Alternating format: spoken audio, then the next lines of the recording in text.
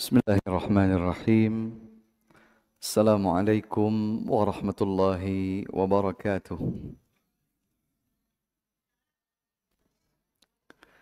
Alhamdulillah. Alhamdulillahi ala ihsanih. Wa syukru lahu ala taufiqihi wa amtinanih. Wa ashhadu an la ilaha illallah wahdahu la syarika lahu ta'ziman li sya'nih. وأشهد أن سيدنا ونبينا محمدا عبده ورسوله الداعي إلى رضوانه اللهم صل وسلم وبارك عليه وعلى آله وأزواجه وأصحابه وإخوانه ومن استنى بسنته واهتدى بهديه إلى يوم لقائه أما بعد Allahumma allimna ma yanfa'una, Allahumma anfa'na bima 'allamtana, Allahumma zidna ilma. Thumma amma ba'du. Hadirin dan hadirat, kaum muslimin dan muslimat, jamaah salat zuhur Masjid Raya JGC yang dimuliakan oleh Allah Subhanahu wa taala.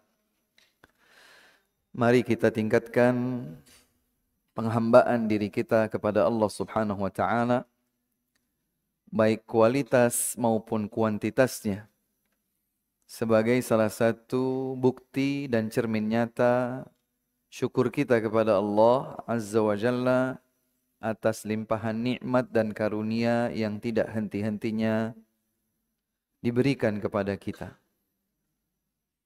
Rasulullah sallallahu alaihi wa ala alihi wasallam mengajarkan kita sebuah doa yang hendaknya kita tinggalkan di penghujung setiap salat kita. Rasul bersabda, "La tada'anna an taqula dubura kulli salah." Jangan sekali-kali kau tinggalkan untuk kau baca di setiap penghujung salatmu, yaitu doa, Allahumma a'inni ala dzikrika wa syukrika wa husni ibadatik. Ya Allah, tolonglah aku untuk berzikir mengingat Engkau, selalu bersyukur kepada Engkau, dan memperindah ibadahku kepada Engkau.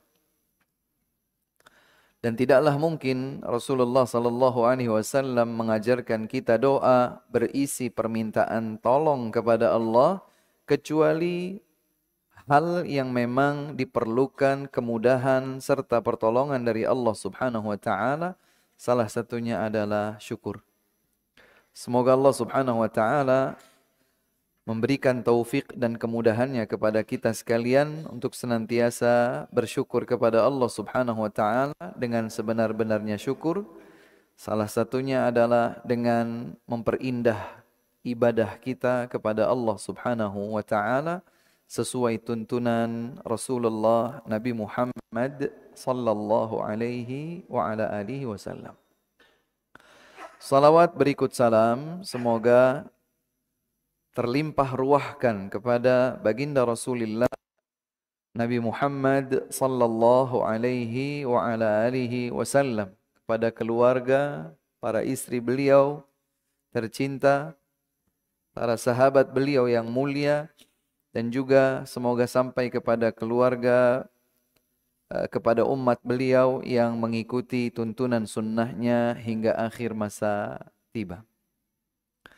Bapak dan Ibu sekalian, jamaah rahimakumullah, alhamdulillah kita dikumpulkan kembali untuk yang kesekian kalinya di masjid yang kita cintai bersama untuk bersama-sama belajar lagi, mengkaji tuntunan Islam, mencermati dan menghayati bimbingan Allah Subhanahu wa taala, petunjuk Rasulullah sallallahu alaihi wasallam, agar dalam menjalankan Islam, dalam membentuk karakter sebagai seorang muslim, dalam membentuk dan membangun masyarakat Islam, kita menempuh jalan yang benar dan tepat.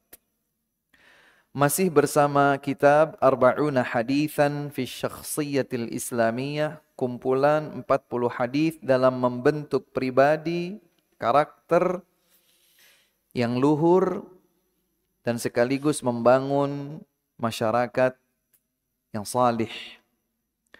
Kitab berisi kumpulan hadis-hadis Rasulullah sallallahu alaihi wa ala alihi wasallam, dan kita telah sampai pada hadis yang ke-8. Kalau satu kali dalam satu bulan, satu kali pertemuan dikaji satu hadis, maka ini bulan yang ke-8.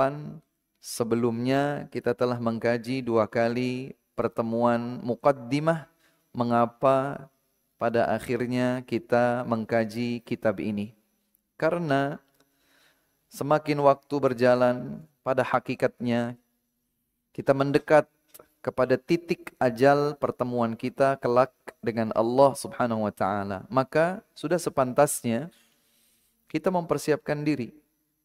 Semakin dekat waktu pertemuan kita dengan Allah, semakin baik kualitas penghambaan diri kita kepada Allah sesuai dengan tuntunan Rasulullah sallallahu alaihi wasallam. Itulah tujuan utama kenapa kita belajar, agar kita beramal.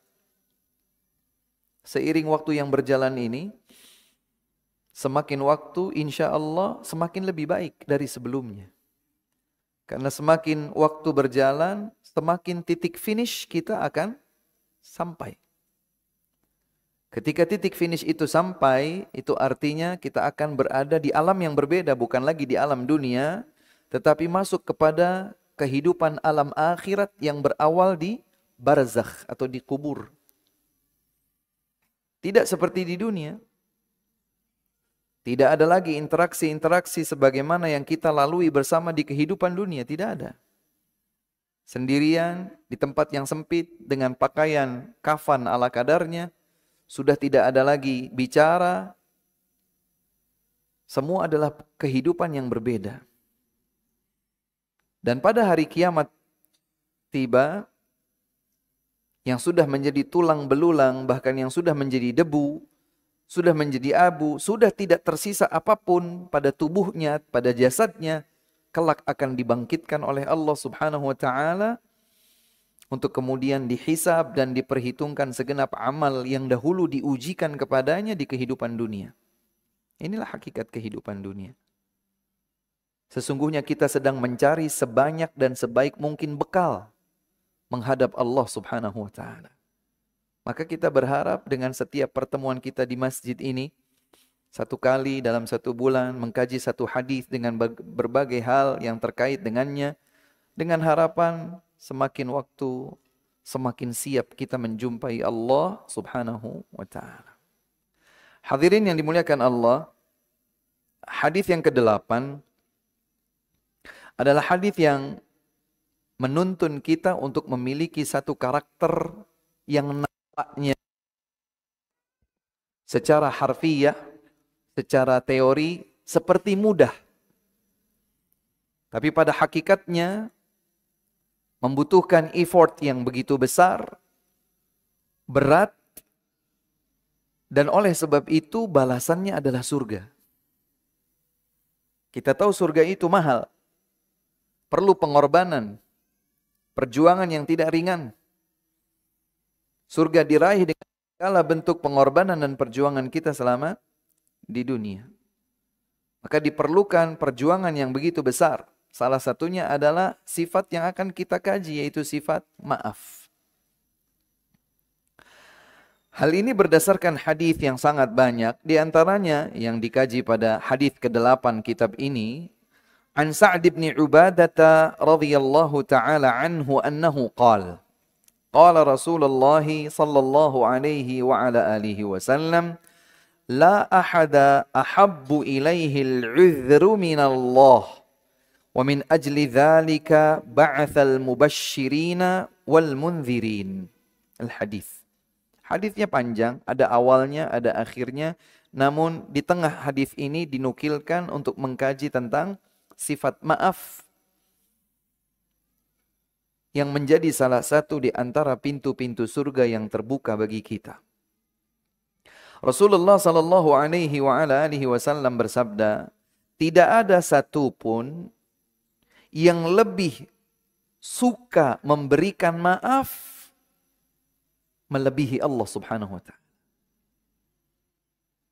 Tidak ada satupun yang suka memberikan maaf melebihi Allah Subhanahu wa ta'ala. Dan karena itulah Allah Subhanahu wa ta'ala mengutus para nabi dan rasul untuk membawa kabar gembira, yaitu surga, dan juga membawa peringatan agar diwaspadai, yaitu neraka. Hadis ini sahih, diriwayatkan oleh Al-Bukhari dan Muslim.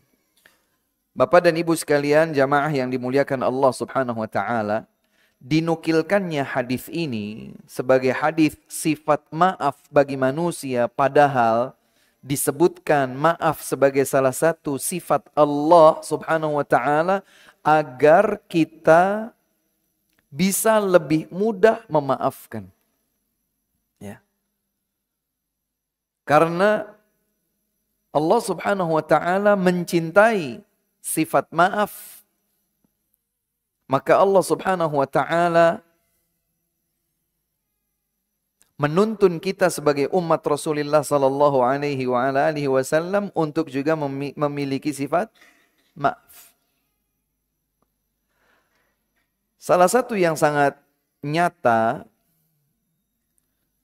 dan hadis ini sering dibawakan di bulan Ramadan, ketika Ibunda Aisyah radhiyallahu taala anha bertanya kepada baginda Nabi sallallahu alaihi wasallam, "Duhai Rasulullah, apa yang sebaiknya aku baca, aku panjatkan dalam doa kalau aku tahu bahwa malam ini adalah malam Lailatul Qadar?" Pertanyaan Aisyah begitu. Maka Rasulullah sallallahu alaihi wasallam menjawab, "Quli, ucapkan dalam doamu di malam yang kau berharap itu adalah malam Lailatul Qadar, bacalah dalam doamu, Allahumma innaka afuwun tuhibbul afwa fa'fu anni." Ya Allah, sesungguhnya Engkau Maha Pemaaf, suka memaafkan, maka maafkan dan ampuni aku. Disebutkannya sifat Maha Pemaaf pada Allah Subhanahu wa ta'ala, dan Allah mencintai sifat tersebut, maka seorang hamba meminta kepada Allah Subhanahu wa ta'ala agar diampuni. Allah Subhanahu wa ta'ala Maha mampu untuk menyiksa, mengazab siapapun yang kurang ajar kepada Allah, yang berbuat kedurhakaan kepada Allah Subhanahu wa ta'ala dengan maksiat, dengan kekufuran, dengan berbagai bentuk penyimpangan. Allah Subhanahu wa ta'ala yang sudah sekian banyak melimpahkan nikmat, ternyata oleh seorang hamba nikmat itu dipergunakan untuk maksiat. Pantaslah kalau Allah Subhanahu wa ta'ala murka. Tapi kemurkaan Allah Subhanahu wa ta'ala akan terhenti, berubah menjadi kasih sayang bila hamba tersebut memohon maaf kepada Allah, dan Allah akan maafkan. Subhanallah. Allah Subhanahu wa ta'ala berhak untuk murka kepada siapa saja yang durhaka. Tapi tatkala kedurhakaan itu yang layak untuk dimurkai, ternyata pelaku kedurhakaan memohon ampun kepada Allah Subhanahu wa ta'ala, meminta maaf kepada Allah, Allah pasti akan ampuni. Dan tidak hanya itu, Allah akan sayangi. Makanya banyak di dalam Al-Quran, seringkali di dalam Al-Quran, ampunan itu bergandeng dengan kasih sayang.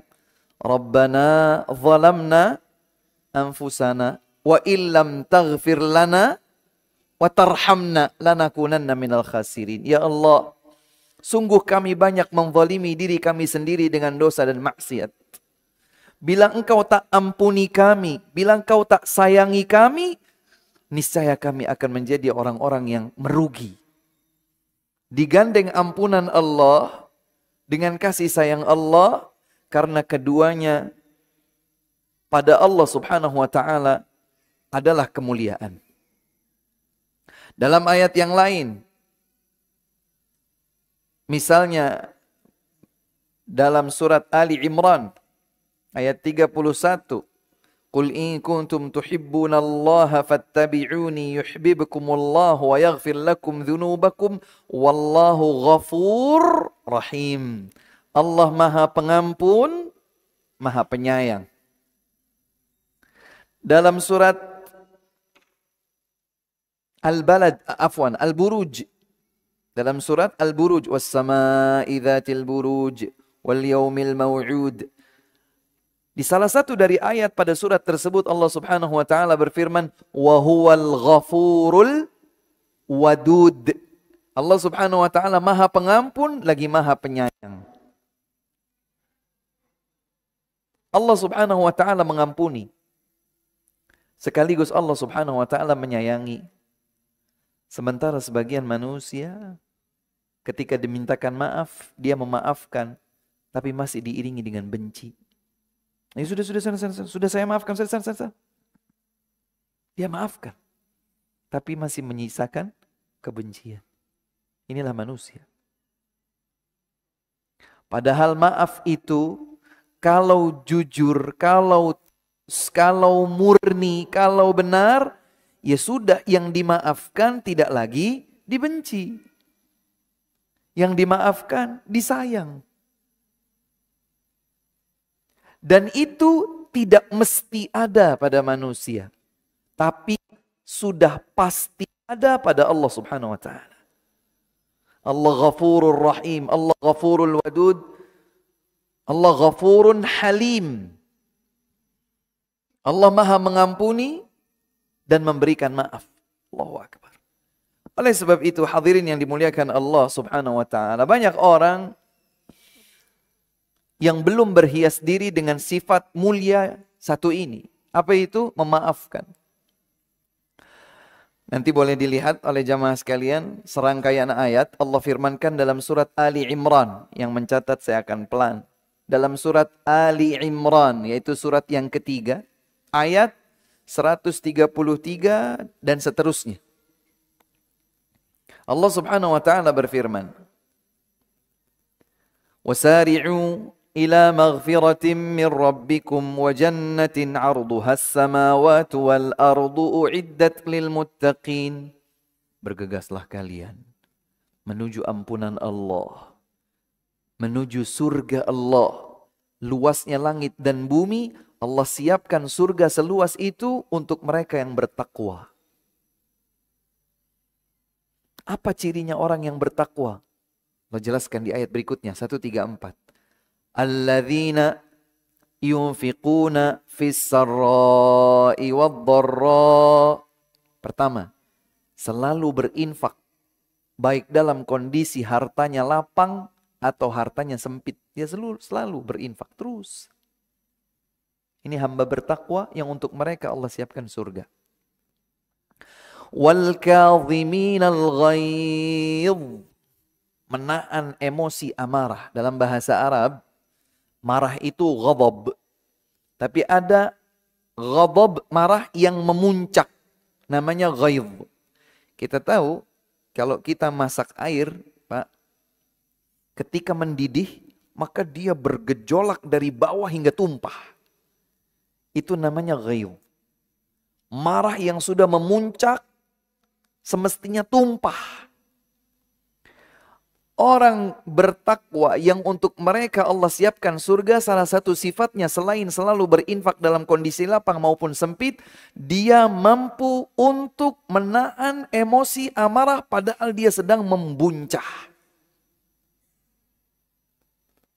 Nanti saya akan kembali sebutkan ada hadis yang berkaitan dengan hal itu. Kemudian karakteristik berikutnya yang ketiga, hamba bertakwa yang untuk mereka Allah telah siapkan surga. Wal'afina 'anin nas. Ini yang pembahasan kita.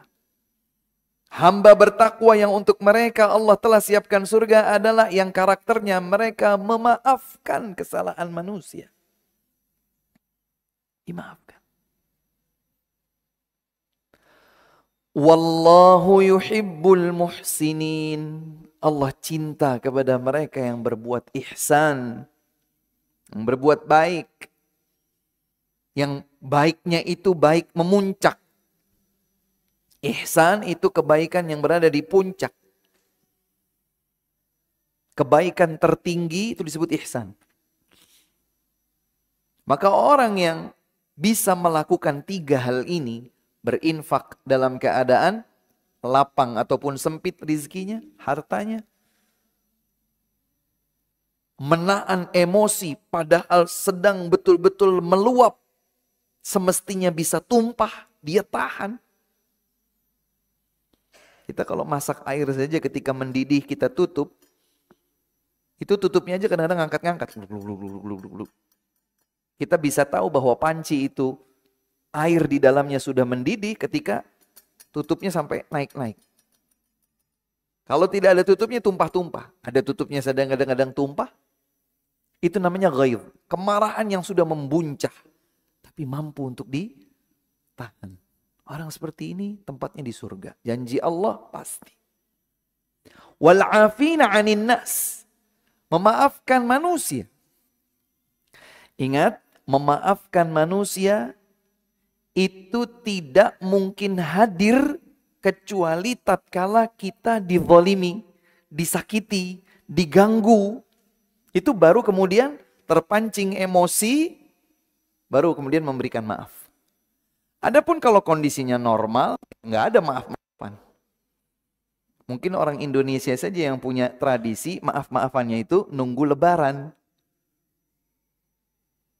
Padahal di dalam Islam, siapa saja, di mana saja, kapan saja, ketika diganggu oleh orang lain, disakiti oleh orang lain, dizalimi oleh orang lain, dia mampu memaafkan meskipun dia juga mampu untuk meluapkannya, Allah telah siapkan untuk mereka surga. Subhanallah.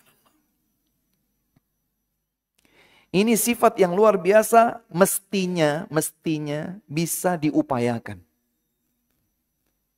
Bisa diupayakan. Kita menghadapi di keseharian kita itu, kadang-kadang ujian kita itu ujian yang macam-macam. Kadang-kadang yang bikin kita emosi, mohon maaf ini ibu-ibu ya, yang bikin suami emosi itu adalah istrinya sendiri. Betul atau tidak? Bapak-bapak diem aja ini. Bapak-bapak kadang-kadang merasakan emosi sebabnya dari pihak istri. Terjadi atau tidak? Terjadi. Begitu pula sebaliknya. Istri emosi sebabnya adalah suaminya sendiri. Terjadi. Sepasang suami istri emosinya naik. Sebabnya anak mereka sendiri. Terjadi atau tidak? Terjadi atau tidak? Terjadi. Boleh dicatat Bapak Ibu sekalian. Allah Subhanahu wa taala berfirman, "Ya ayyuhalladzina amanu inna min azwajikum wa auladikum aduwwan lakum fahdharuhum. Wa in ta'fu wa tasfahu wa taghfiru fa innallaha ghafurur rahim." Ini ayat catat dulu Pak dalam memori ingatan, nanti dibuka. Atau kalau sekarang di mushaf Al-Quran ada aplikasi mushaf Al-Quran dengan terjemahnya, buka. Surat At-Taghabun. Surat At-Taghabun, yaitu surat ke-64 ayat 14. Allah Subhanahu wa taala berfirman, "Wahai hamba-hamba yang beriman, sungguh di antara, bukan semua, di antara istri-istri kalian, di antara anak-anak kalian, ada yang menjadi musuh buat kalian." Firman Allah ini. Di antara istri kalian, di antara anak kalian, ada yang menjadi musuh bagi kalian. Fahdharuhum, maka berwaspadalah terhadap mereka. Kenapa dikatakan musuh? Karena merekalah yang menyebabkan kita jadi bermaksiat kepada Allah. Merekalah yang menyebabkan kita tergelincir dari jalan Allah. Maka ada di antara sebagian istri atau sebagian anak, ada yang merupakan musuh bagi kita. Fahdharuhum, waspada terhadap mereka. Dan supaya seseorang itu tidak keliru paham, oh kalau musuh kita sikat aja Ustaz. Tidak. Justru Allah sebutkan, wa in ta'fu, sekiranya kalian memaafkan, wa tasfahu, berlapang dada, wa taghfiru, berikan ampun. Fa innallaha ghafurur rahim. Sesungguhnya Allah Maha Pengampun lagi Maha Penyayang. Jadi kalaupun istri kita misalnya, anak kita misalnya berulah menyebabkan kita tergelincir dari jalan Allah Subhanahu wa taala, kita sadar benar bahwa mereka menyebabkan kita keluar dari jalur yang semestinya. Kita waspada, tapi jangan kemudian diperlakukan layaknya musuh kita. Pada umumnya kita kalau mikir tentang musuh, ya minimalnya pasang kuda-kuda, siap-siap nih. Kalau harus berlawanan, ya ayo kita berlawanan. Terhadap istri, terhadap anak yang mungkin menyimpangkan jalan kita dari jalan Allah Subhanahu wa taala, maafkan mereka. Subhanallah. Maafkan mereka. Berlapang dadalah kepada mereka. Beri mereka kesempatan untuk memperbaiki. Jika itu yang kalian lakukan, maka Allah Subhanahu wa taala memberikan balasan setimpal. Apa itu? Allah Maha mengampuni, Allah Maha menyayangi. Kalau kita memaafkan orang lain, maka Allah akan ampuni kita. Ini namanya istilahnya atau kaidahnya al-jaza'u min jinsil amal. Balasan akan sebagaimana perbuatan. Kalau kita memaafkan kesalahan orang, Allah akan ampuni dosa-dosa kita. Kalau kita berlapang dada menyayangi orang, Allah Subhanahu wa taala akan memberikan kasih sayangnya kepada kita. Masya Allah. Di dalam ayat yang lain, tepatnya di dalam surat Al-Ma'idah, surat yang kelima, ayat 13. Kalau tadi surat At-Taghabun, ayat 14. Ini surat Al-Ma'idah, ayat 13. Di penghujung ayatnya Allah Subhanahu wa ta'ala berfirman, fa'fu anhum wasfah. Maafkan dan berlapang dadalah. Innallaha yuhibbul muhsinin. Sungguh Allah mencintai hamba-hamba yang berbuat ihsan, berbuat baik. Jadi orang memberikan maaf itu oleh Allah dinyatakan berpredikat orang yang berbuat baik. Ustadz, saya tuh sebetulnya mau memaafkan Ustadz. Tapi orang yang saya maafkan nanti ngelunjak Ustadz. Kita sikat aja Ustadz. Supaya dia dapat pelajaran. Terkadang kita dibisiki oleh sesuatu begitu. Apakah benar demikian? Rasulullah SAW bersabda. Dan sabda ini menjadi jawaban atas pertanyaan kita tadi. Apakah orang kalau memberikan maaf itu pasti akan jadi terhina? Orang jadi tambah ngelunjak kepada kita? Jawabannya tidak. Rasulullah SAW bersabda dalam hadis yang diriwayatkan oleh Imam Muslim dari Abu Hurairah radhiyallahu anhu. Saya pernah sampaikan hadis ini pada beberapa pertemuan yang lalu dan ternyata hadis ini berkaitan juga dengan pembahasan kita hari ini. Rasulullah SAW bersabda, "Ma naqasat sadaqatun min mal, wa ma zadallahu 'abdan bi'afwin illa 'izza." Wa ma tawadha'a ahadun lillahi illa rafa'ahu Allah. Itu lafal hadisnya. 3 perbuatan yang semuanya sulit untuk hanya sekedar dilihat dengan kasat mata, Pak. Kalau dilihat dengan kasat mata, kita akan bertanya-tanya, masa sih? Karena sekilas dengan kasat mata enggak begitu. Tapi inilah keimanan. Kata Nabi SAW, "Ma naqasat sadaqatun min mal." Harta tidak berkurang dengan sedekah. Padahal yang dilihat oleh kasat mata, kalau sedekah berkurang nggak Pak? Berkurang kan? Berkurang nggak? Punya duit 200.000. Lihat ada kotak infak Masjid Raya JGC. Saya mau berbagi untuk membantu meringankan operasional masjid ini. Dari 200.000 yang saya punya di dompet, saya masukkan 100.000. Berkurang, bertambah, atau tetap? Kasat mata kita berkata, berkurang. Tapi Nabi menyatakan, ma naqasat. Enggak berkurang. Loh kok bisa? Iman. Maksudnya bagaimana Pak Ustadz?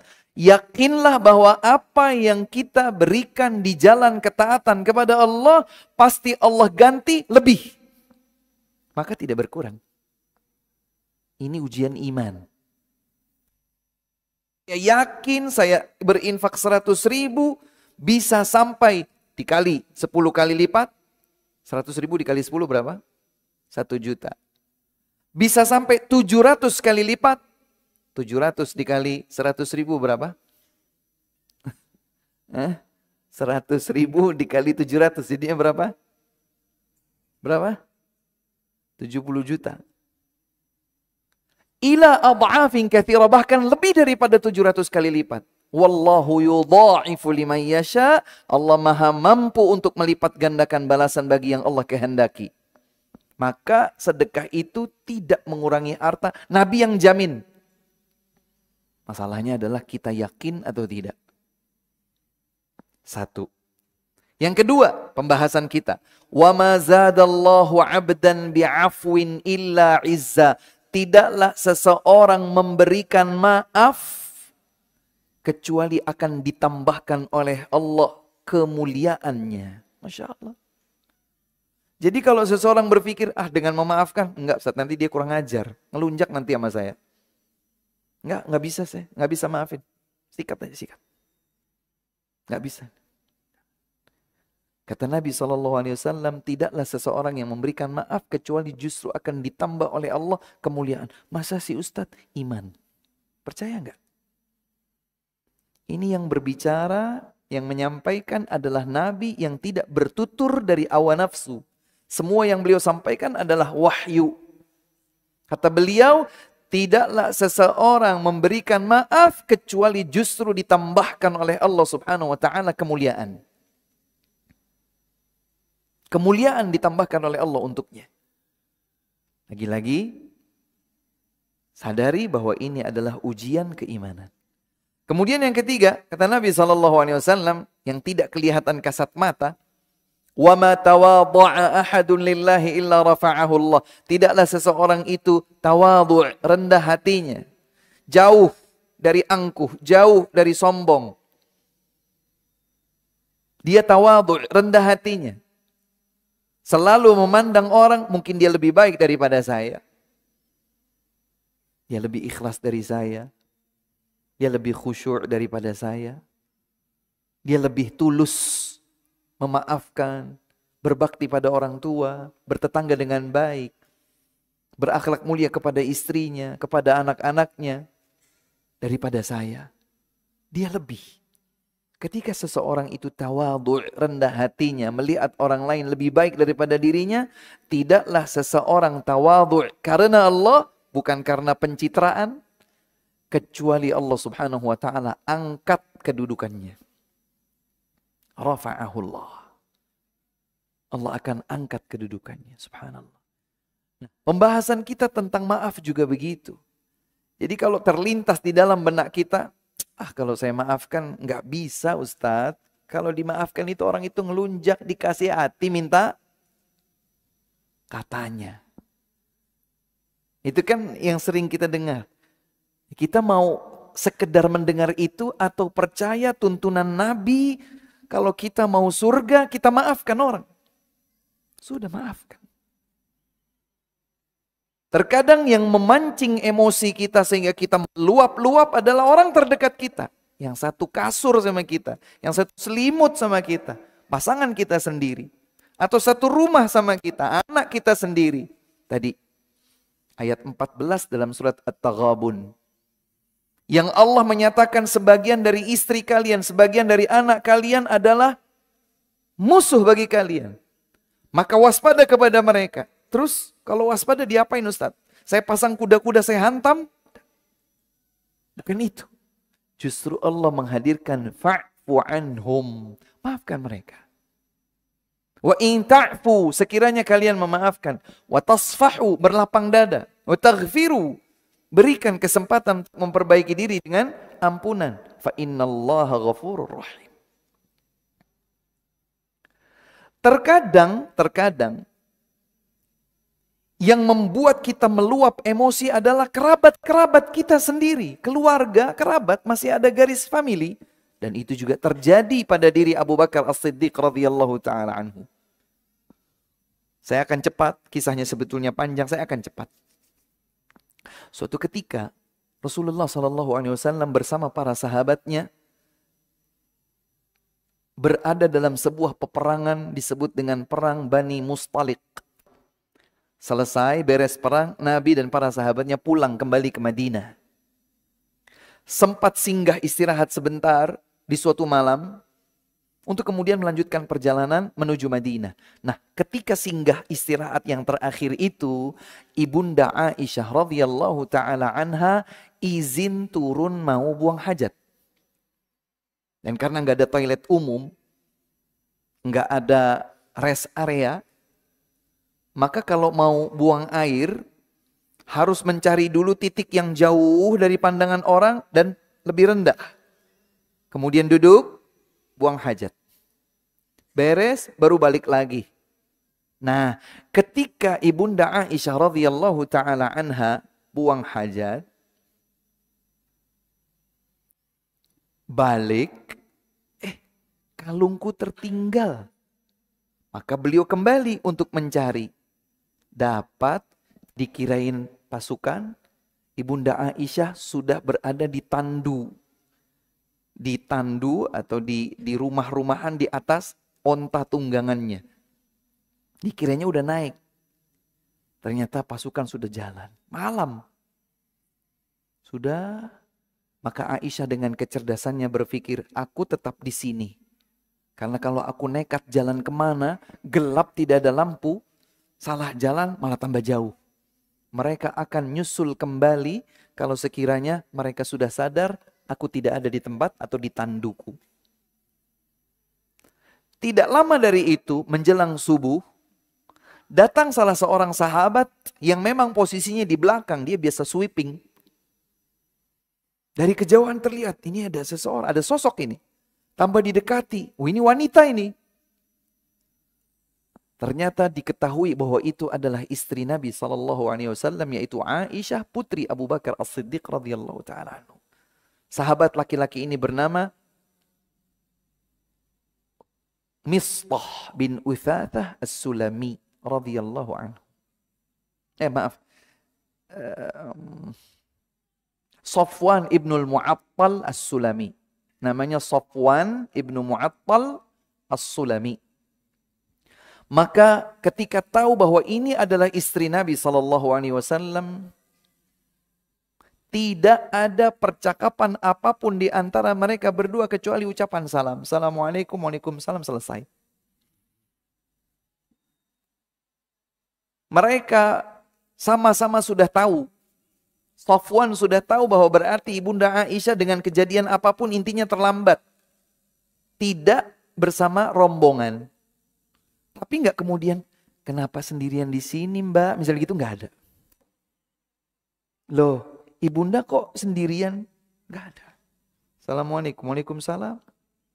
Akhirnya apa yang dilakukan oleh Safwan? Beliau menurunkan ontanya, kemudian beliau menjauh. Agar Ibunda Aisyah naik. Kenapa menjauh? Boleh jadi ketika naik mungkin akan tersingkap betisnya, kakinya, dan lain sebagainya. Sudah posisi naik, baru Safwan mendekat lagi, dituntun. Satu patah kata pun tak terjadi. Dan kalau seandainya terjadi apa-apa, tidak mungkin kemudian mereka masuk ke kota Madinah di siang bolong. Tapi ternyata masuk. Disitulah kaum munafikin memanfaatkan kesempatan untuk mencaci maki Rasulullah dan keluarga tercintanya itu Aisyah. Ini strategis bagi kaum munafikin.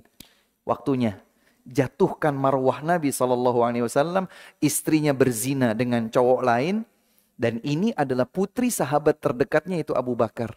Momentum bagi kaum munafikin untuk jatuhkan martabat Nabi SAW.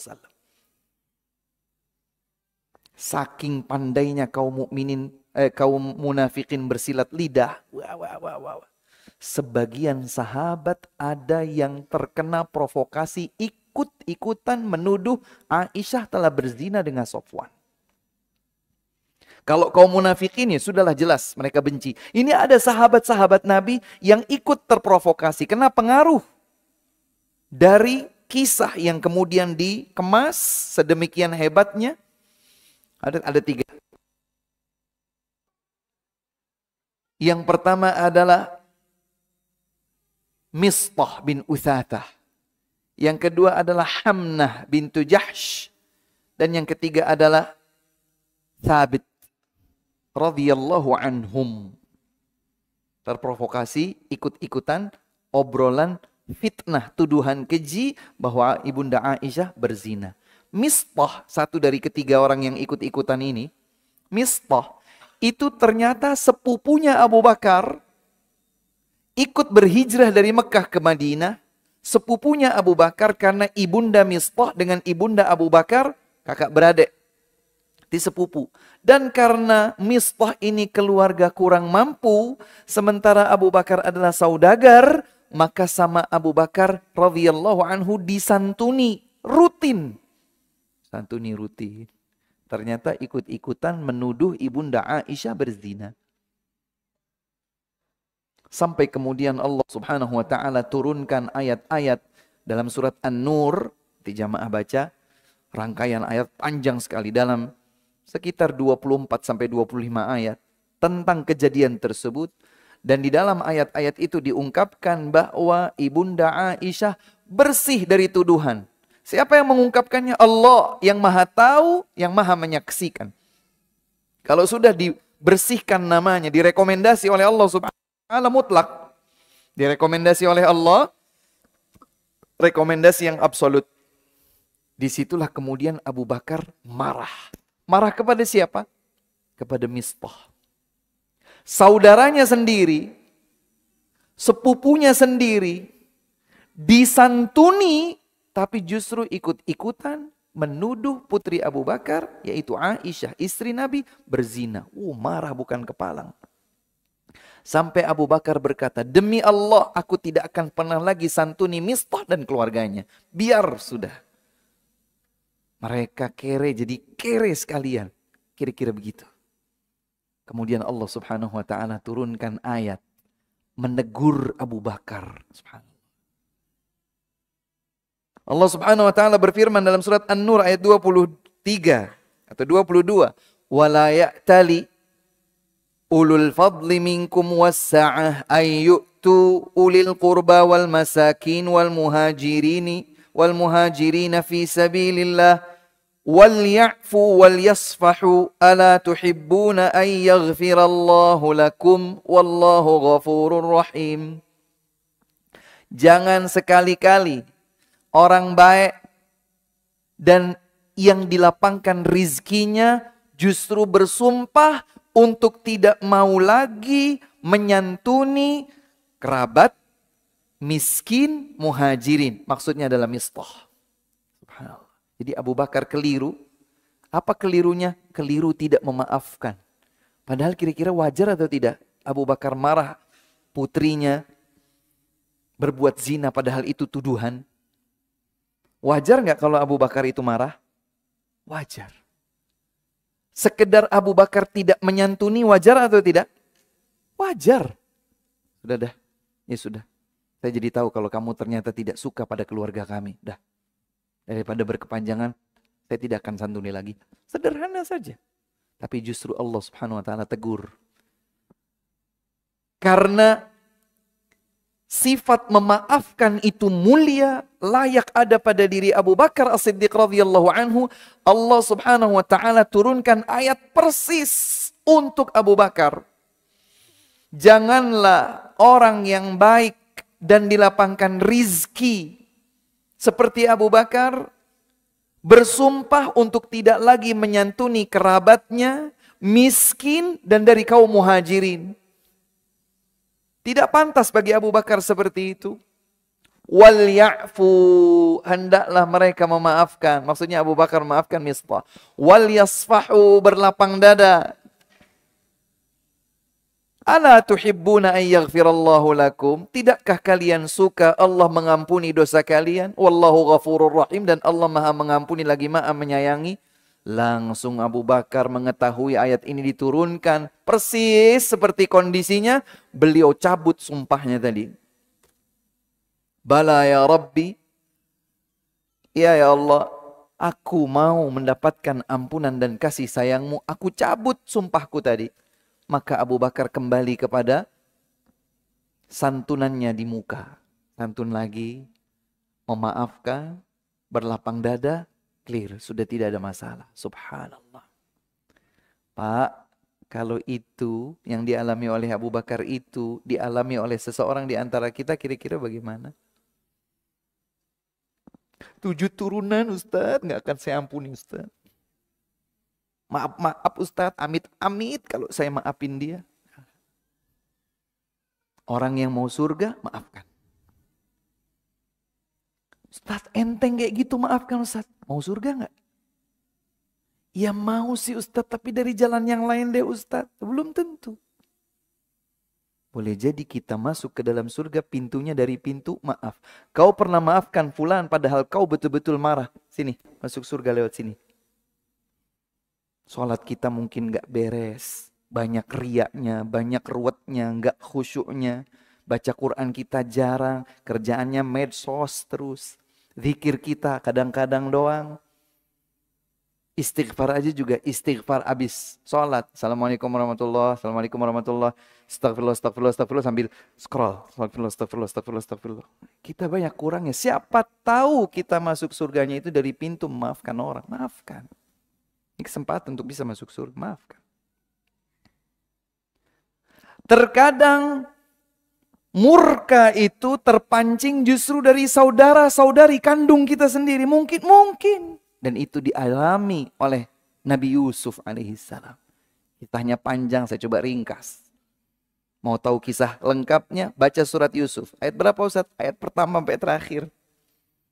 Kisah surat Yusuf, itu kisah Nabi Yusuf di situ. Berapa estimasi waktu bacanya Ustaz? Ya tergantung antum dong apa enggak dong. Baca pelan-pelan. Kisah Nabi Yusuf alaihissalam diabadikan dalam Al-Quran agar kita bisa mengambil pelajaran berharga. Ringkasnya. Nabi Yusuf alaihissalam itu diusilin justru oleh 10 kakak-kakaknya sendiri, satu ayah beda ibu. Karena Nabi Yakub alaihissalam punya istri 4. Salah satu istri Nabi Yakub alaihissalam punya 2 anak. Salah satunya adalah Yusuf, yang kedua Bunyamin yang di Indonesia. Jadi Benyamin. Itu nama salah satu di antara nama anak Nabi Yakub alaihissalam. Baik. Benyamin gak ikutan. 10 saudara seayahnya Nabi Yusuf alaihissalam gak suka banget sama Nabi Yusuf. Maka mereka ngerayu ayahnya Nabi Yakub alaihissalam. Ayah, biarkan Yusuf main-main sama kita. Masa sih di rumah aja? Jangan nak. Ayah takut kalau nanti dia diterkam serigala gimana? Enggak ayah, kita akan jaga. Sudah, hati-hati ya nak. Kira-kira begitu. Betul saja, ternyata mereka itu sangat dengki kepada Nabi Yusuf alaihissalam. Yang tampan sendiri, yang baik sendiri, akhlaknya mulia sendiri dibandingkan abang-abangnya yang lain. Begitu akan dibunuh, satu di antara 10 orang itu bilang, la taqtuluh, jangan dibunuh. Wa alquhu fi ghayabatil jubbi, masukin sumur aja. Nanti siapa tahu ada kafilah lewat, ngambil, mungut. Kalau masih ada kita di situ, kita jual aja, jual murah aja. Benar. Ternyata diikat, dimasukkan ke sumur. Dan benar, mereka berharap ada kafilah lewat, ternyata kafilah lewat. Kafilah lewat, kemudian mereka cari air, ulurkan ember ke dalam sumurnya, kemudian ketemu, ada orang di sini. Bisa kita jadikan budak ini. Akhirnya dijadikan budak. Begitu ditangkap, maju nih kakak-kakaknya Nabi Yusuf. Enak aja, itu budaknya kami, beli dong. Fasyarauhu bitamanin bakhs. Mereka jual murah. Jual gratis. Pokoknya jual murah, jauh-jauh aja nih. Adik kita yang satu ini nih Ruth, jauh aja, bawa sana. Kemana terserah deh. Udah dapat duit, nggak seberapa, mereka drama. Baju dibaluri oleh bidamin kadhib, dengan darah palsu. Waja'u abahum isya'i yabkun. Datang malam-malam udah gelap. Pak, bener kata bapak, adik kita dimakan serigala.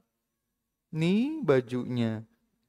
Nabi Yakub tahu langsung, kalian bohong. Mana ada serigala baik banget, dagingnya dimakan, bajunya kagak ada yang robek.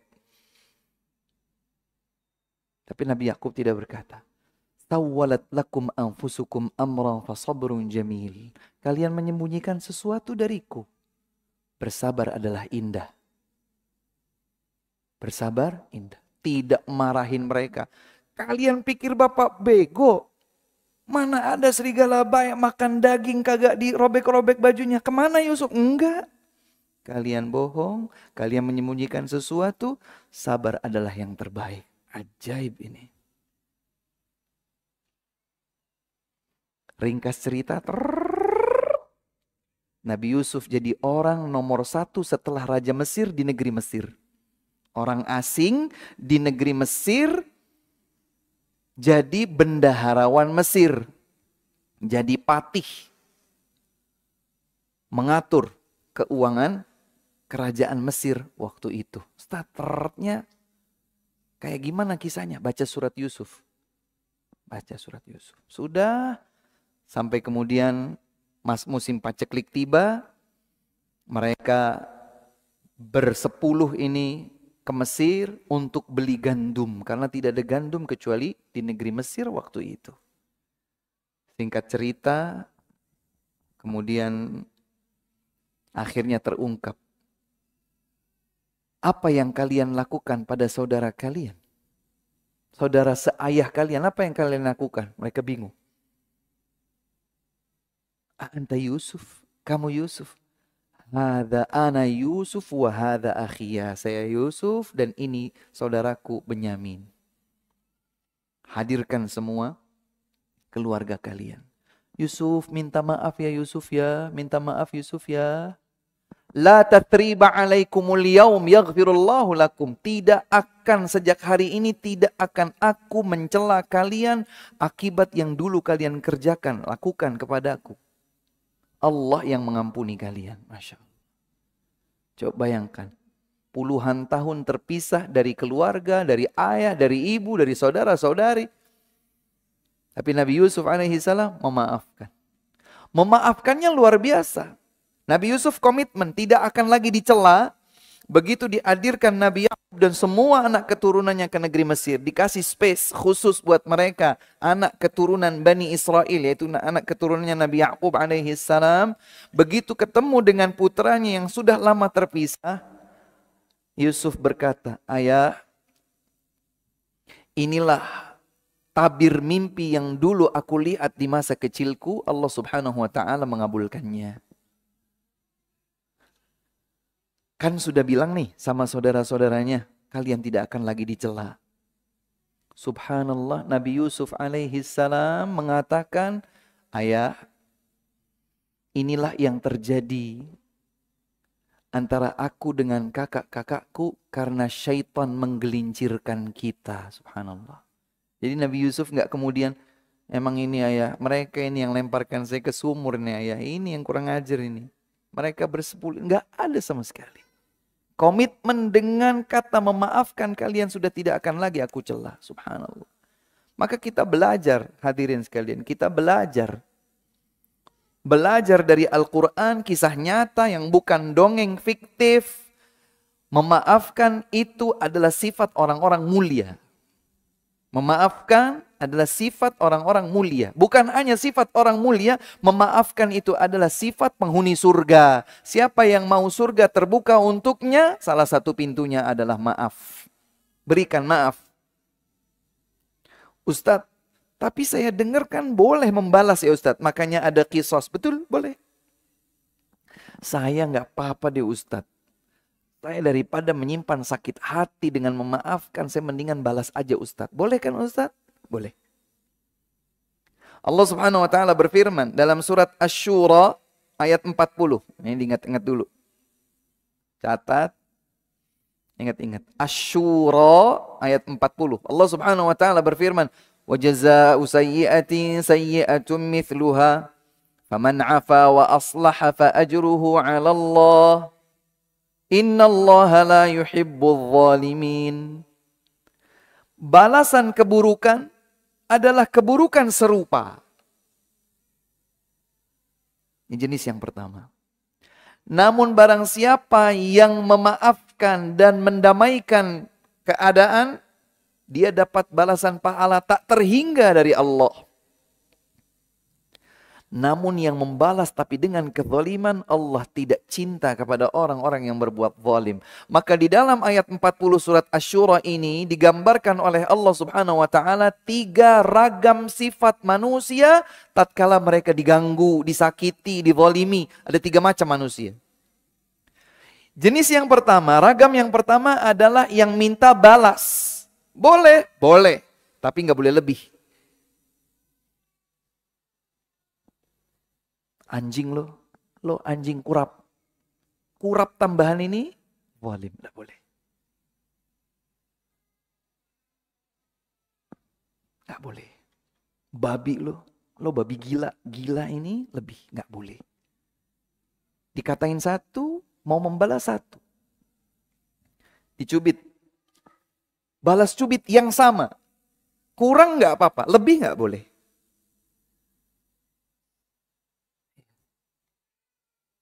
Dipukul, tampar.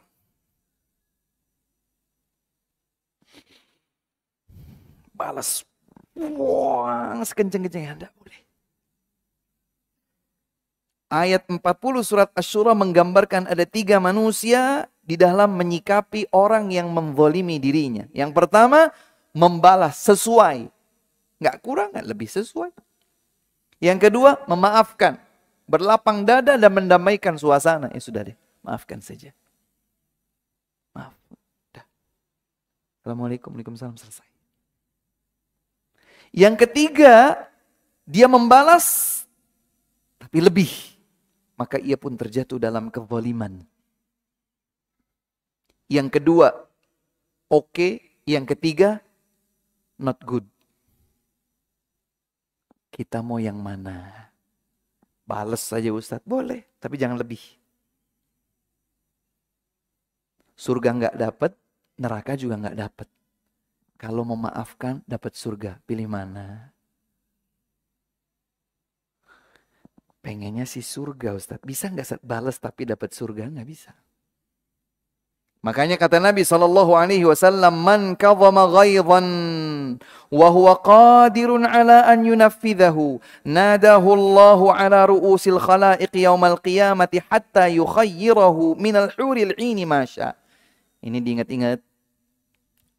Rasulullah SAW bersabda, siapa yang menahan emosi amarahnya padahal dia mampu untuk meluapkannya, maka Allah Subhanahu wa taala akan panggil dia nanti di hari kiamat di hadapan semua halayak untuk memuliakan dia. Dipanggil, silahkan kau pilih bidadari surga mana yang kau inginkan. Allahu Akbar.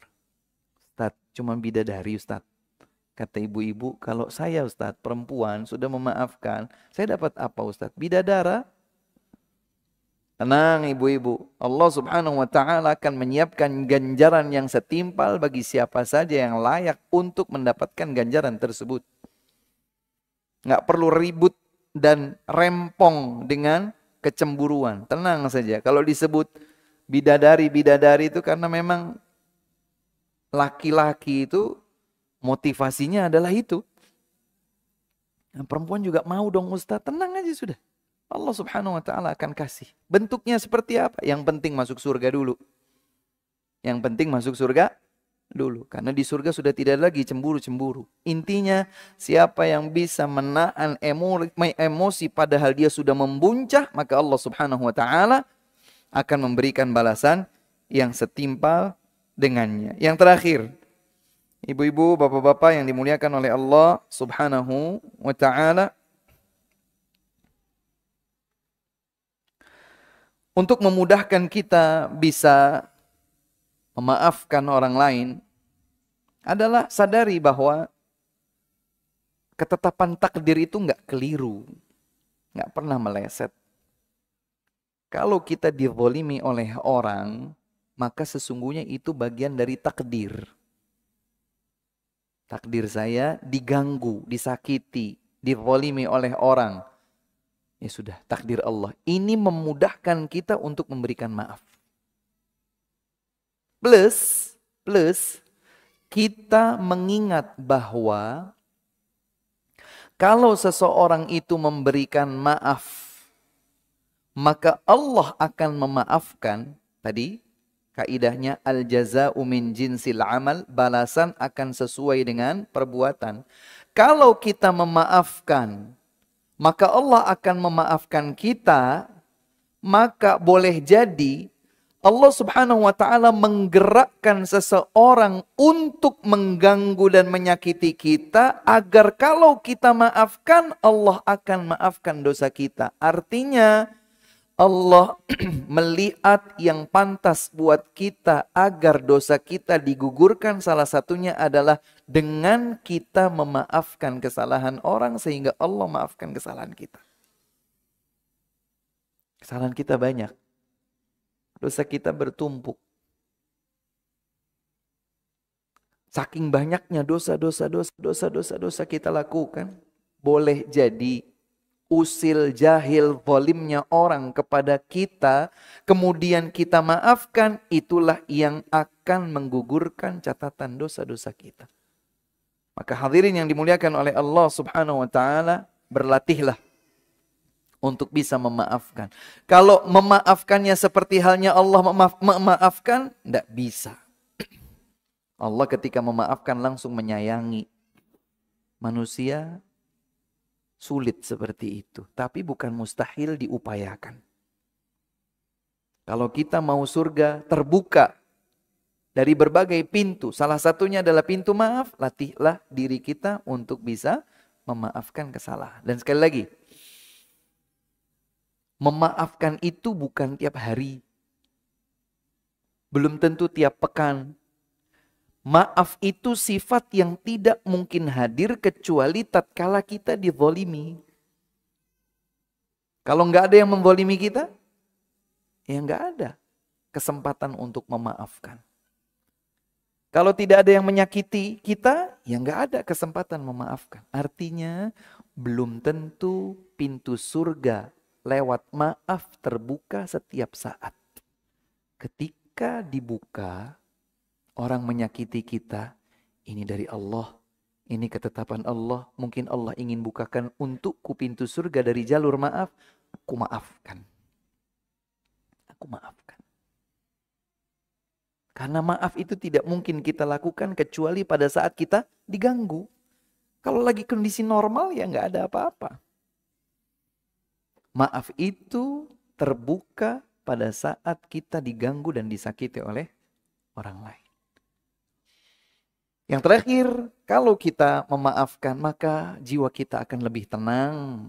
Nggak ada dendam-dendam, nggak ada benci-benci. Tapi coba kalau kita tidak memaafkan, tiap kali ingat nama itu, tiap kali dengar nama orang itu, tiap kali kita melewati tempat kita berantem dan lain sebagainya, langsung memuncak, kurang ngajar. Saya di situ pernah ada masalah itu.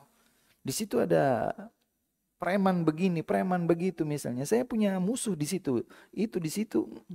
Setiap kali lewat, setiap kali ingat, setiap kali disebutkan namanya, kita selalu bergemuruh. Karena kita tidak memaafkan. Sepanjang kita tidak memaafkan, sepanjang itu pula hati kita tersiksa mengingat kezaliman orang itu kepada kita.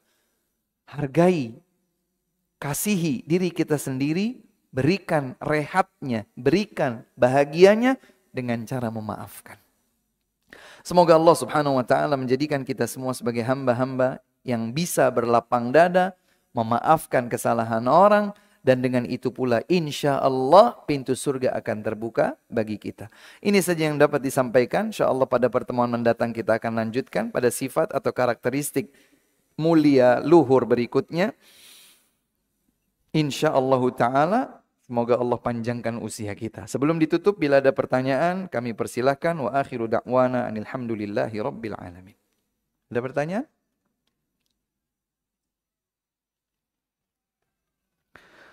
Baik.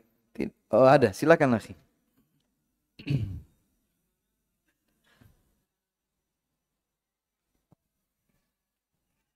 Ah iya Bapak.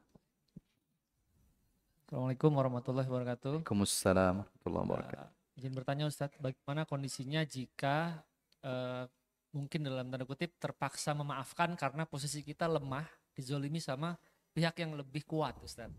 Berarti aslinya nggak mau memaafkan? Nah ini yang kedua, ini yang terkait. Iya.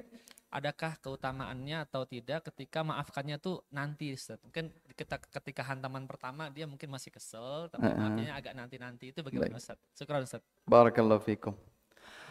Bagaimana kalau maafnya itu terpaksa? Ya, yang paling tahu kondisi memaafkan terpaksa itu adalah diri kita. Tanya sama diri kita, sebetulnya memaafkan atau tidak? Jangan-jangan kita cuma menampakkan saja, saya maafin, tapi di sini masih tidak memaafkan. Memaafkan, tak memaafkan, itu sumbernya di mana? Sumbernya di mana? Di sini. Maka memaafkan terpaksa, apakah termasuk kategori memaafkan Ustadz?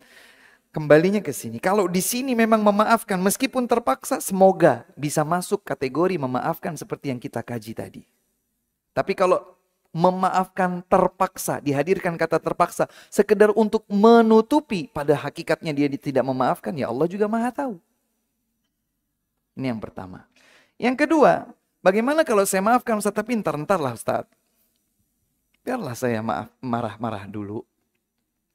Boleh Ustaz, boleh-boleh aja. Bahkan untuk urusan dunia, kita sampai tidak mengajak bicara sesama muslim, boleh. Maksimal 3 hari. Kita bersengketa urusan dunia. Akhirnya saya putuskan, saya tidak akan bicara sama dia. Urusan dunia, boleh. Maksimal 3 hari. Kata Nabi SAW, 3 ayyam. 3 hari. Tidak boleh lebih daripada itu. Kalau lebih daripada itu apa? Jatuhnya dosa. Nah, saya mau memanfaatkan itu, Ustaz. Ya boleh. Tapi jangan berharap disamakan dengan yang memaafkannya spontan. Karena berarti saya memaafkannya nanti di hari ketiga, ya pintu surga belum dibuka. Ditutup dulu. Kalau ternyata di hari kedua, innalillahi wa inna ilaihi raji'un, nggak jadi terbuka. Ketika kita itu justru sedang betul-betul disakiti, kita maafkan, saat itu juga pintu surga terbuka dan kita sudah masuk. Maka berlombalah untuk bergegas memaafkan. Menunda itu sama dengan belum melakukan. Menyia-nyiakan atau mengabaikan pintu kebaikan yang sesungguhnya sudah di hadapan kita. Kalau bolehnya ya boleh-boleh saja. Tapi selama belum memberikan maaf di hari kedua, di hari ketiga, ya berarti sampai itu pula tidak terbuka pintu surga. Demikian Allah Ta'ala. Ustadz, bolehkah seorang suami membayar hutang puasa Ramadan istrinya? Ini mungkin kalau istrinya meninggal dunia dan masih punya tanggungan hutang. Tanggungan hutang puasa itu kalau sebabnya adalah sakit, ada 2 kondisi.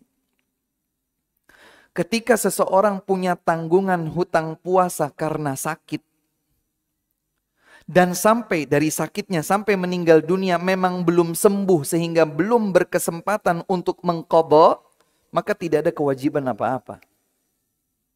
Tidak ada hutang puasa, tidak juga harus bayar qadha.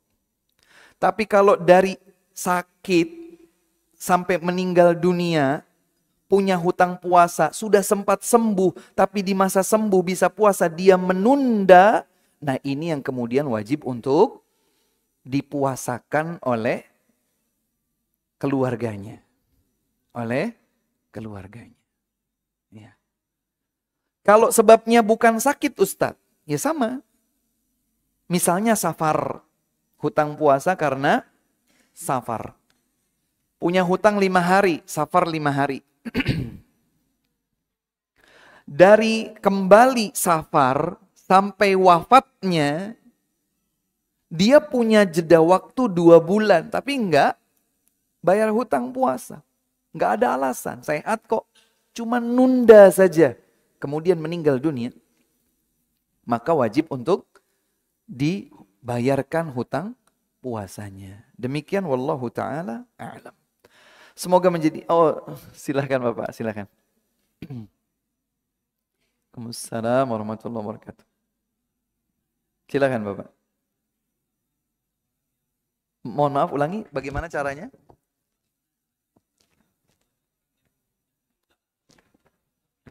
Baik. Bagaimana caranya meminta maaf kepada orang yang sudah meninggal atau orang yang tidak diketahui alamatnya. Baik. Yang kedua, apakah semua kesalahan itu perlu dimaafkan? Misalnya yang terlalu berat itu kan kayak pembunuhan atau dalam hal lain pemerkosaan atau perzinahan segala macam. Apakah itu juga harus dimaafkan dengan sukarela begitu aja Pak Ustadz? Terima kasih. Barakallahu fikum. Pertanyaan pertama. Apa tadi? Bagaimana meminta maaf kepada seseorang yang sudah meninggal dunia atau kita tidak tahu di mana dia tinggal, mungkin pindah, nggak diketahui alamatnya. Kalau yang ingin diminta, kalau yang ingin dimintakan maaf itu bukan sesuatu yang abstrak, artinya material, seperti saya pernah menyakiti dia, mengganggu dia dengan ngambil handphonenya, misalnya. Maka syarat untuk mendapatkan ampunan Allah adalah mengembalikan barang ini kepada yang bersangkutan. Tapi kalau sesuatu yang abstrak, seperti apa misalnya? Menggunjing ghibah. Apa yang mau dikembalikan? Bohongi dia, nipu. Membawa sebuah kabar palsu. Apa yang mau dikembalikan? Nah, kalau yang seperti itu, maka kita tidak tahu orangnya, kita tidak tahu di mana dia tinggal. Kalau sesuatu yang material, Pak, maka nilainya disedekahkan. Dengan konsekuensi, bila orang tersebut ternyata muncul atau pada akhirnya suatu hari nanti diketahui alamatnya, kita bisa menemui beliau, Pak, sebetulnya saya ingin kembalikan sebuah handphone yang dulu saya ambil dari Bapak. Tapi saya cari-cari Bapak 10 tahun nggak ketemu. Akhirnya senilai handphone tersebut saya sudah sedekahkan atas nama Bapak. Ternyata beliau berkata, enggak, saya minta kembali handphone. Konsekuensinya kembalikan. Ini bentuk minta halalnya. Bentuk minta halalnya. Adapun kalau seandainya abstrak yang meminta, mohon maaf saya beberapa waktu yang lalu menggunjing Anda. Menuduh dengan tuduhan palsu. Mencoreng nama baik Anda, saya mohon dimaafkan. Kalau dimaafkan, itulah yang kita harapkan. Kalau tidak dimaafkan, itu haknya. Makanya kita harus berhati-hati terhadap kezaliman. Kata Nabi SAW, wattaqi da'watal mazlum. Berhati-hatilah terhadap doa orang yang dianiaya. Fa innahu laisa bainaha wa bainallahi hijabun. Tidak ada yang menghalangi untuk ditolak doa orang yang dianiaya. Jangan. Kita harus berhati-hati terhadap kezaliman. Jadi intinya adalah hukum asalnya kita kembalikan dan meminta maaf secara langsung. Kalau kita memang betul-betul buntu, tidak ketemu dia dan lain sebagainya, atau sudah meninggal dunia, tidak juga ketemu sama keluarganya, maka mohonkan ampun untuk orang tersebut. Kalau dia material, maka sedekahkan senilai itu atas nama diri orang tersebut. Perbanyak taubat dan istighfar atas diri kita. Ya, doakan kebaikan untuk orang yang kita zalimi atau sakiti tersebut. Ini yang pertama. Yang kedua, apakah semua bentuk kesalahan harus kita maafkan, Ustadz? Kalau sangat berat, seperti pemerkosaan, pembunuhan, dan lain sebagainya, iya, yang termulia memaafkan. Pembunuhan, Ustadz, iya, disebutkan di dalam Al-Quran. Wa ta'fu aqrabu littaqwa. Kalian memaafkan, itulah yang paling dekat dengan ketakwaan. Tadi dalam surat Ali Imran ayat 133 dan seterusnya, Allah menyampaikan, bergegaslah menuju surga Allah, menuju ampunan Allah, luasnya langit dan bumi disiapkan untuk orang yang bertakwa. Salah satu sifatnya adalah memaafkan.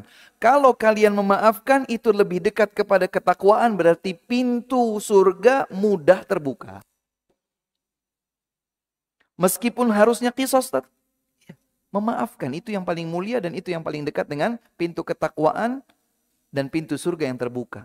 Tapi saya mau kisos aja Ustaz. Iya boleh. Boleh. Sama seperti tadi. Kalau saya nggak maafkan Ustaz, boleh. Itu hak kita. Tadi sudah disampaikan. Surat Asy-Syura ayat 40. Wa jazaa'u sayyi'atin sayyi'atun mithluha. Balasan keburukan, keburukan setimpal. Dia bunuh anak saya mau minta dia dibunuh balik. Boleh? Boleh. Wa man 'afa wa aslaha fa ajruhu 'ala Allah. Tapi kalau dia maafkan, dia damaikan keadaan dengan memaafkan tersebut, maka dia dapat pahala yang tak terhingga dari Allah Subhanahu wa taala. Ya silakan pilih. Saya pokoknya balas aja, boleh. Usaha saya boleh nggak balas tapi dapat surga? Dapat surga tapi dari pintu yang lain, bukan dari pintu maaf. Kalau mau dapat surga dari pintu maaf, maafkan. Diperkosa Ustaz, iya sama. Memaafkan, itu yang terbaik. Kalau tidak memaafkan alias menuntut, itu hak kita. Itu hak kita. Ditipu Ustaz 1 triliun. Masya Allah, duitnya kayak apa 1 triliun itu. Ditipu Ustaz 1 triliun, pokoknya saya nggak bisa Ustaz. Naik meja hijau, iya silakan, boleh. Kalau dimaafkan Ustaz, saat memaafkan pintu surga terbuka. Ustaz 1 triliun, surga mahal Pak. Surga mahal. Dan seterusnya. Jadi, berbagai kezaliman yang berat kita hadapi, boleh kita meminta balas? Boleh. Tidak boleh lebih tapi ya. Boleh. Sekadar dengan yang diperlakukan kepada kita, kita balas? Boleh. Tapi kalau kita bisa memaafkan, kita bisa mendamaikan kondisi dengan maaf tersebut, itulah yang baginya pintu surga akan dibuka. Demikian kira-kira Bapak. Wallahu ta'ala alam. Silakan. Assalamualaikum warahmatullahi wabarakatuh. Waalaikumsalam warahmatullahi wabarakatuh Bapak. Ada 2 Ustadz yang perlu kami tanyakan. Masya Allah. Tentang pintu maaf menuju surga. Ini salah satu perbuatan yang luar biasa menurut saya Ustadz ya. Betul. Suami istri yang selalu bermasalah. Itu yang paling sering bermasalah adalah suami istri. Yang kami tanyakan yang pertama yaitu kadar minta maaf sama memberi maaf itu pahalanya gedean mana gitu. Yang pertama itu. Karena suami sudah memberi maaf, itu istrinya itu suka diem aja gitu, tidak ada suaranya untuk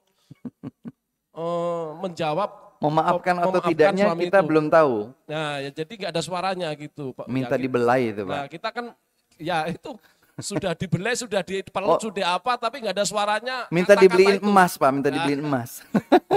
Mungkin dibawa ke toko emas kali ya. Jadi apakah memberi maaf itu harus secara suara, secara real, apa kita sudah, oh ya udah mungkin sudah memaafkan kita apa gimana gitu. Jadi apakah selalu suami terus yang minta maaf gitu Ustaz? Terima kasih Ustaz. Assalamualaikum warahmatullahi wabarakatuh. Waalaikumsalam. Jadi pertanyaan satu aja atau 2? Ada 2 Ustaz. Oh 2. Jadi sampai lupa. Yang pertama minta maaf sama yang memberi maaf itu Ustaz. Oke, baik-baik. Mana yang lebih besar kadar pahalanya? Yang meminta maaf atau memberi maaf? Kalau yang meminta maaf itu kan berarti dia yang bersalah. Itu bukan pilihan, itu kewajibannya. Kalau saya merasa saya melakukan salah, maka saya harus buru-buru minta maaf kepada siapapun. Mau ke istri, mau ke anak, mau ke suami, mau ke ibu, mau ke bapak, mau ke tetangga, mau siapa saja. Saya merasa saya melakukan salah, saya minta maaf. Ini bukan pilihan.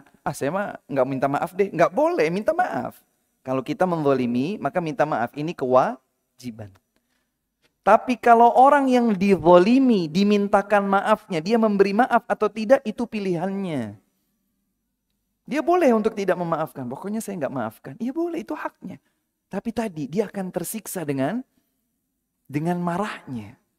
Apalagi dia akan tersiksa dengan dendamnya. Tidak memaafkan itu kan sesuatu yang menggaruk-garuk ini. Menyayat-nyayat. Setiap kali ingat perbuatan itu, setiap kali ingat melihat pelakunya, saya nggak maafkan, saya marah. Tapi ini pilihan, kalau pilih itu ya sudah silahkan, tempuh itu silahkan. Tidak memaafkan. Ya. Atau membalas, itu juga haknya silahkan. Tapi kalau dia mau memaafkan, pintu surga terbuka baginya. Jadi bedanya gitu Pak, antara meminta maaf, ini karena dia melakukan kesalahan. Ya wajib, bukan pilihan. Saya minta maaf apa enggak ya? Wajib minta maaf kalau sadar kita melakukan perbuatan dosa. Tapi memberikan maaf itu pilihan. Dia mau memberikan maaf atau tidak memberikan maaf. Itu pilihannya. Ustaz, saya minta saja di sisi Allah balasannya. Pokoknya saya akan minta di hadapan Allah. Boleh, boleh. Boleh. Menagih di hadapan Allah nanti dari orang yang melakukan kezaliman kepada kita boleh? Boleh. Tapi sekali lagi kita akan tersiksa dalam tanda kutip sepanjang kita belum meninggal dunia. Lihat lagi orang ini dulu yang nyakitin hati saya. Yang saya minta dia dibalas sama Allah di akhirat. Ya kan kita terganggu. Tapi kalau kita mau pilih itu nggak apa-apa, silakan. Ini yang pertama. Yang kedua, batasan memaafkan itu bagaimana? Dicium udah, dipeluk udah. Diapain lagi Pak?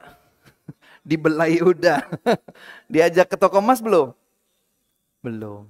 Jangan-jangan ibunya memang minta dibelikan emas Pak. Tapi enggak ya, ibu-ibu. Bapak kan tadi bertanya, apa harus suami yang minta maaf? Enggak harus. Tergantung kekeliruannya seperti apa. Tapi kita ini memang sebagai para suami, hendaklah kita berakhlak mulia kepada istri. Masa sih Ustadz? Ya begitu. Kata Nabi SAW, khiyarukum linisaihim wa ana khairikum linisai. Yang paling baik di antara kalian adalah yang paling baik akhlaknya untuk istrinya. Dan aku, kata Nabi, paling baik untuk istri-istriku. Makanya salah satu nilai kebaikan seseorang itu dari penilaian istrinya untuknya. Kalau suami itu baik akhlaknya kepada istri dan istri bilang, Ustadz suami saya Masya Allah baik Ustadz. Cuman satu Ustadz, apa Bu? Pelit misalnya gitu. Ya, berarti ini nilainya 100 kurangi pelit tadi itu. Ustadz suami saya baik Ustadz, gak pernah kasar sama saya, begini, begitu. Cuman satu Ustadz, apa Bu? Kalau marah Ustadz saya nggak tahan Ustadz. Ya berarti nilainya belum baik. Yang paling berhak mendapatkan akhlak mulia dari kita ini Pak adalah istri-istri kita. Mereka adalah orang yang paling berhak mendapatkan akhlak mulia dari kita. Wa'ashiruhunna bil ma'ruf. Pergaulilah istri dengan cara yang terbaik. Fa in karihtumuhunna fa'asa an takrahu syai'aw wa yaj'alallahu fihi khairan katsira. Kalau kita tidak suka sesuatu pada diri istri kita, boleh jadi justru kita masih bertahan bersamanya, Allah akan berikan kebaikan yang banyak. Ini Allah yang berfirman. Allah yang berfirman. Jadi mungkin kita harus banyak-banyak Pak referensi cara minta maaf kepada istri. Kalau Bapak punya jurus 5, tambahkan koleksi jurusnya 8, 10. Ini enggak mempan, ini enggak, ini enggak, ini enggak, ini enggak. Satu lagi tambah, satu lagi tambah. Kalau memang kita menyadari bahwa diri kita bersalah, minta maaf. Kalau tidak dimaafkan atau belum dimaafkan, ya sabar, besok minta maaf lagi. Gimana sayang, udah maafkan saya atau belum? Gitu kan. Ya sabar Pak. Sabar, doakan ya Allah, gerakkan hati istriku agar ia memaafkanku. Dirayu dengan itu, nak, minta maafkan untuk ayah kepada ibumu. Mah, ayah pengen banget baikan lagi sama mama. Ayah tuh sebetulnya baik banget mah. Cuman serem Mama maafin ya, lewat. Jadi silahkan perbanyak alternatif cara meraih maaf. Ya. Tapi dipastikan dulu Pak, memang betul-betul salah kita. Supaya istri juga tahu kalau ternyata yang salah dia, ya dia yang minta maaf. Enggak harus kemudian suami itu minta maaf. Tidak harus yang salah sama dengan suami. Enggak begitu juga. Bahkan di sebagian orang itu, hei istriku, mulai hari ini aku adalah suamimu. Di hari pertama pernikahan. Kaidah yang pertama, aku suamimu selalu benar. Kaidah kedua, kalau kau dapatkan aku salah, kembalilah kepada kaidah pertama. Katanya sebagian orang begitu, artinya suami itu selalu benar, berada di atas, ini juga salah. Masing-masing suami istri punya hak dan kewajiban. Ibu-ibu, kalau lagi kesel sama suami, jangan lama-lama. Wong kehidupan dunia itu sebentar. Masa sih nggak mau sama suaminya bareng lagi di surga? Itu dia Ustadz, saya pengennya yang lain ada, yang ganteng, yang begini, yang begitu nanti di surga. Ya suami ibu kalau udah ketemu di surga udah nggak kayak di dunia lagi. Dibikin ganteng, cantik semua yang di surga itu. Yang penting ketakwaannya baik. Yang penting amal salihnya terjaga. Yang penting kewajibannya kepada Allah Subhanahu wa taala dia jalankan. Inna akramakum indallahi atqakum. Yang paling mulia di antara kalian di sisi Allah adalah yang paling bertakwa. Semoga pertanyaan Bapak sudah terjawab. Ya. Cukup ya. Semoga menjadi ilmu yang bermanfaat bagi kita semua. Senang sekali bisa bersama dengan jamaah sekalian. Walaupun mungkin jamaah menahan rasa lapar. Ya, mudah-mudahan sabar menahan rasa laparnya. Diganti dengan pahala terindah di sisi Allah Subhanahu wa taala di dalam surga. Allahumma amin.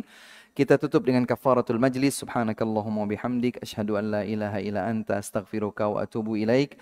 Jumpa lagi insyaallah di kesempatan mendatang. Jika Allah panjangkan usia kita, silahkan ajak serta keluarga dan orang-orang yang dicintai untuk bisa bersama-sama berada di taman di antara taman-taman surga, di masjid mengkaji ilmu agama, ayat-ayat Allah dan hadis-hadis Rasulnya sallallahu alaihi wasallam. Wa akhiru da'wana alhamdulillahi rabbil alamin. Wassalamualaikum warahmatullahi wabarakatuh.